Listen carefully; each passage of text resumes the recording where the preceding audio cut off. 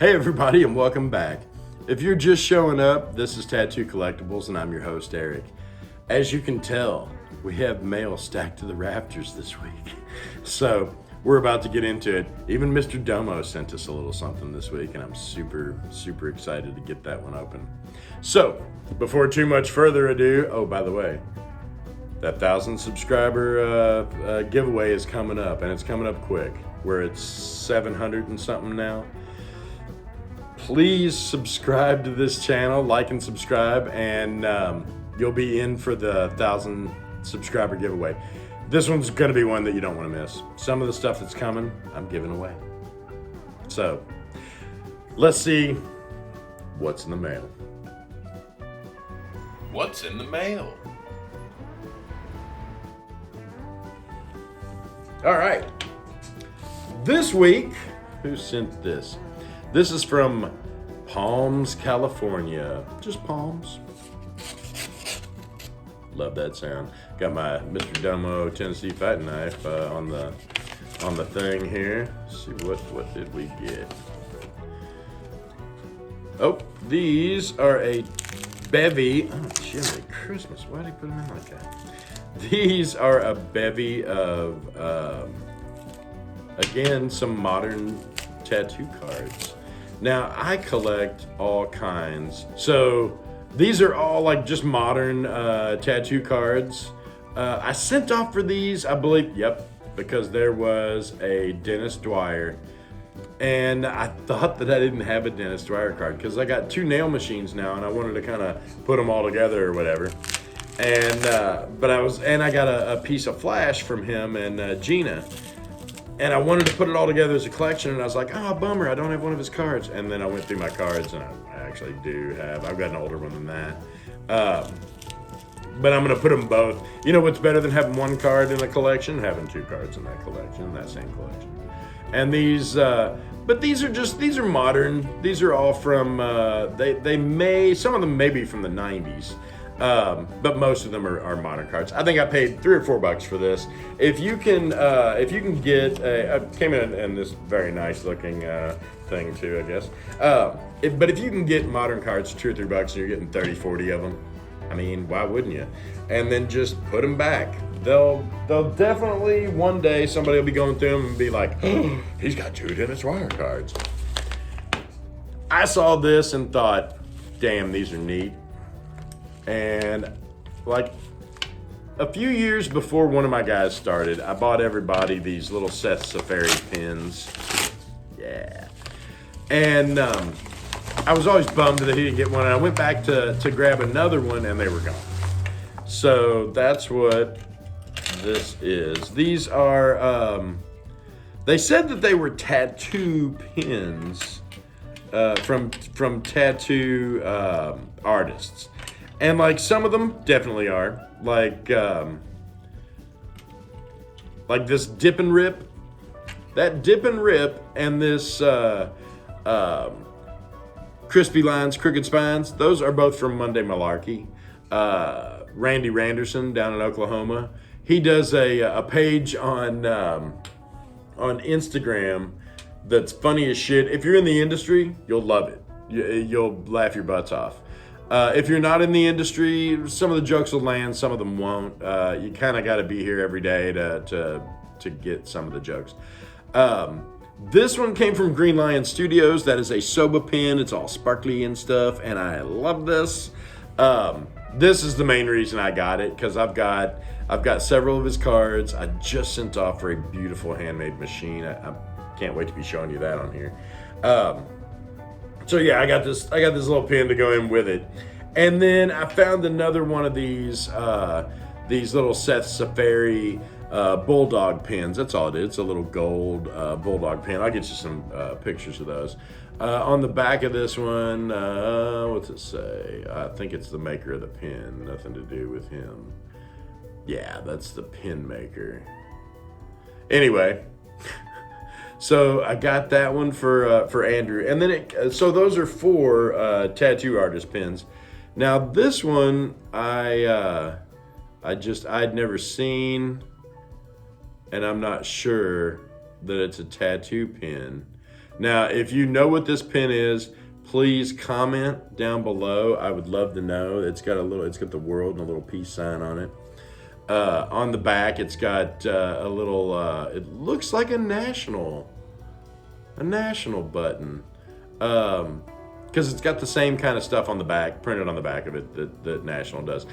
I'll get you some better. Check this out. This is the front of it, and this is the back of it. If you know who that is from, definitely hit me up. But this one's definitely not a tattoo man pin. This is a Baby Yoda pin, so I'll probably be throwing that at my guy too, because I'm not the biggest Baby Yoda fan. So he'll get a couple of those pins. But if somebody knows what this little world pin is, I would surely love to know. Hit me up with a comment down below and be like, "Oh, you idiot, that's not a tattoo pin. That's from blah, blah, blah." Love to know either way.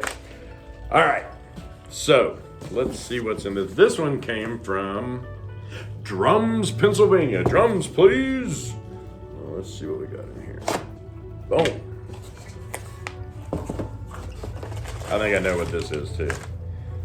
Yep. So, y'all know me. I will not, I refuse to pass on one of these when I see them for $10. $10. What were you thinking?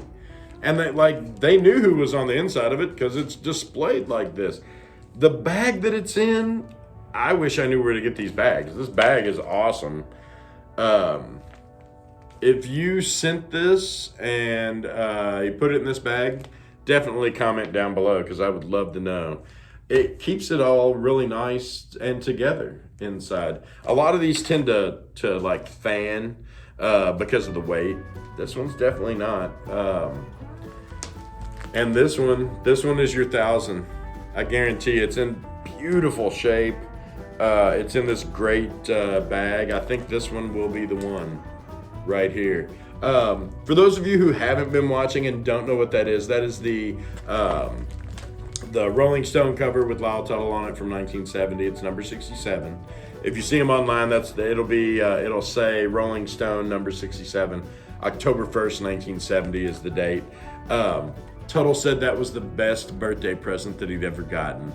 And I tend to believe him because that is an awesome thing. When I see them, I get them. Especially if they're cheap. I think that's my 5th or 6th one. I've got them hanging up everywhere. So, now, let's get to this main event here. This is from Tennessee. It's from Humboldt, Tennessee. Now, those of you familiar with Mr. Domo, you know that Mr. Domo lives in Humboldt, Tennessee. So, let's see what he sent us. He said he was sending me something. And I was like, cool. Ooh, cool. There's a letter in here.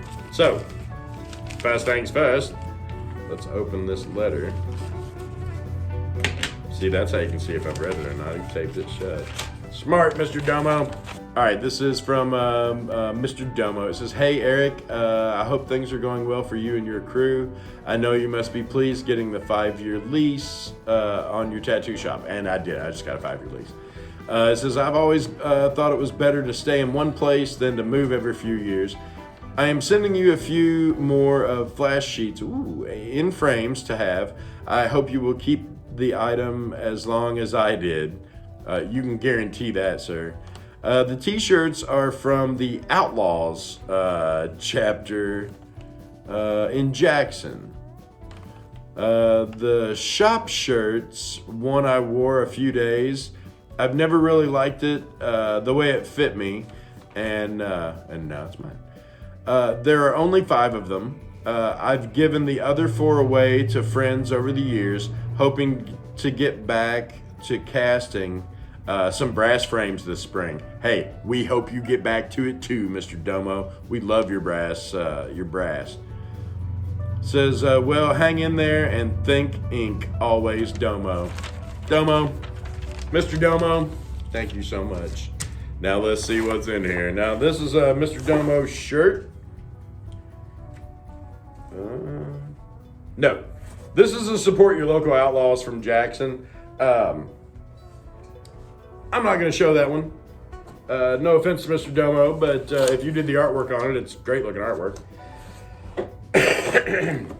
Mr. Domo sent me his shop shirt too, and it's pretty damn awesome. I'll show you a picture of that. Oh wow! I'm pretty sure, and Mr. Domo, correct me in the comments if I'm not correct, but I'm got to be getting close to having the largest Domo collection outside of Humboldt, Tennessee. So he sent me this. This is a hand-drawn piece of flash. Man, that's gorgeous looking, man. I love the images on it. It's not dated or signed, but I'm pretty sure that's Mr. Domo as well. Let's see, world class tattooing by the legendary outlaw, Mr. Domo. And that is it looks like an advertisement. It looks like a window hanger is what it was. Let's see, designs by Mr. Domo, 2001. Here's another hand-drawn piece of flash there with some geishas on it. Love them, love them. Oof. That is another beautiful hand-drawn, framed-up piece from Domo himself. And that looks to be it's Domo 89. I was gonna say it looks to be in the 80s, but it's actually dated, which is even awesomer. Gossamer. And this one is an old school biker sheet from Mr. Domo, framed up. It's all hand done, hand colored, hand outlined. It's beautiful. Yeah, gorgeous. Mr. Domo, again, I can't thank you enough. I will gladly be the custodian of all of this history for you. Anybody that wants to see it, stop by. I'll definitely have it on display. That is what we had in the mail this week. I know it seemed like a short mail this week, but it really wasn't. We had a ton of stuff in there. Now check this out.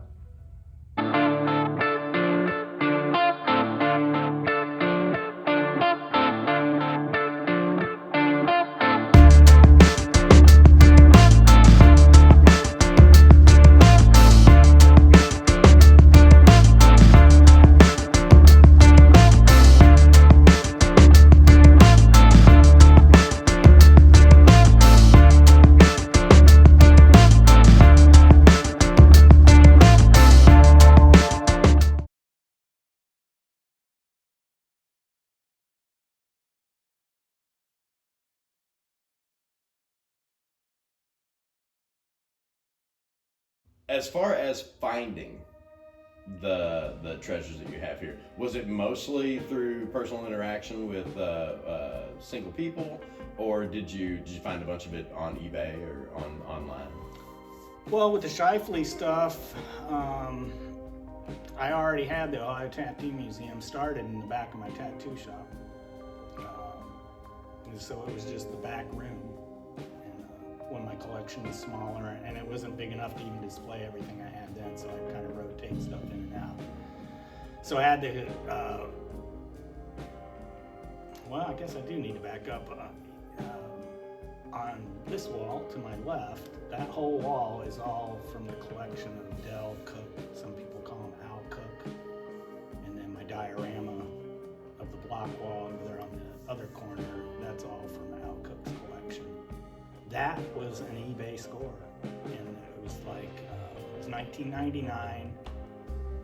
It was one of those deals where the friend was listing the items. The photos weren't very good. eBay was kind of a new thing to most of us, you know. Right. And at that time, you could still pick up some tattoo stuff, you know, pretty reasonable. But anyway, it was, and I still worked full time in my tattoo shop then, and I took the day off work because they wouldn't pull the auction down early. I tried that, and so I took the day off, and it closed like mid-afternoon or something, and I was sitting by my phone. It closed. I called them, and it wasn't the big ice storm, but it was an ice storm. But anyway, my wife and I drove to Cleveland to buy that collection, and the stuff that wasn't in the auction was even better, and they sold it all to me. Oh man, so it was just a huge, like, estate lot at that point. It had gone through two sets of hands. It was at an estate sale that was in the Cleveland area. at present, I'm working on what I hope will be, like a coffee table book of the complete Dell Cook collection, but I want to find out more about him. Dale Shifley knew him, so I know very little. I know that he was some sort of businessman. He wasn't tattooed and didn't tattoo, but he was friends with a lot of tattooers, and I mean his collection is like stellar, from stuff both coasts, England, Europe. Actually, the photo right up here on the wall, that's a picture of him in Les Scuse's shop in 1952. So he was just a huge fan. He was a fan. And then like the Sandusky Tattoo Club gathering in 1956, I've got pictures of Al cooking the grill, dressed kind of dapper with like an apron on, cooking the burgers and stuff. So. Oh, Paul walking on his hands in the background. In the background. Yeah, awesome. Exactly. Awesome. Yeah. And Dale Shifley peeking out from behind as a teenage boy, Oh yeah, he was probably really young. What was that, 1956? 56. So Dale would have been a teenager. I don't know exactly how old. I can't remember off the top of my head. And I think Huck was there too, wasn't he? Huck's Ballman? Huck was there. Milt Zeiss, DC Paul. I mean, it was like a who's who. If you had a time machine. Yeah, that would have been a cool place to be. And of course, Les Scuse was there too. That Al modeled his club after the Bristol Tattoo Club. Right. And then as memory serves, he had a businessman friend whose name escapes me right now that had seen something on Les Scuse in the paper and suggested to Al that he ought to write to that guy. And they became really close friends. That's so awesome. So they both traveled back and forth. When I give you the tour, make sure I show it, because I've got Al Shifley didn't throw anything away. So there's unused passport photos, the airline tickets and the itineraries. And no kidding. From that meeting. All from that stuff, yeah. So, man, that's some obscure stuff to get a hold of. It is, too. And when I was buying this stuff, there was one trip where I said, I just want the paper stuff. I wasn't looking at any of the flash or anything. So I just want the paper stuff, all the letters and the scrapbooks and all that kind of stuff. I didn't get all of it, but I was as much of it as they let you, yeah. As much of it that he didn't save back, But anyway, it's worked out pretty cool. Now, a lot of my subscribers will ask, is anything for sale here? I sell some stuff from time to time. I will sell some Shifley stencils. Don't have an issue with that. I've got a buttload of them. When we were at the Tattoo Historical Society meeting, I sold a lot of those stencils. And it's funny because stuff then he offered all the cabinetry from his shop to me, and I didn't have any at that time. We had very limited warehouse space and stuff. We were literally running the supply business out of the second floor of my tattoo shop. So we had the basement and the second floor. It was limited space to store things. And I said I have no place to go with it, passed on it. Then I was at a Nashville Pussy show years later, and this girl starts talking to me, and her boss had the cabinets from Al Shifley's shop and wanted to do something with them, so I ended up buying them from him. It's just weird how so years after, and I'd regretted not getting them. I didn't get them all, but you'll be able to see them over here. They're the two cabinets that were had the gate that was the barrier between him and his customers. Oh, nice. All right, well, I'm pretty excited about seeing your collection here. So let's wrap up this interview and see what these treasures you got hanging on the wall. Will do. Awesome.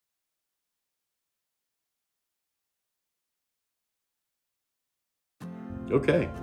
Hopefully you enjoyed the show today. I know I've been noticing I say hopefully a bunch. So if y'all have got different words for me to say, hopefully you'll send them to me. Anyway, I hope you've enjoyed this show and that you have learned something that maybe you didn't know, seen something you had never seen. Until the next time we get together, what I want you all to do is I want you to stay safe. I want you to be nice to each other. And I want you to keep on collecting. Hey everybody, thanks for watching, and please hit the subscribe button down below and check out these videos. We've worked real hard on these too, and I think if you enjoyed this one, you'll enjoy those too.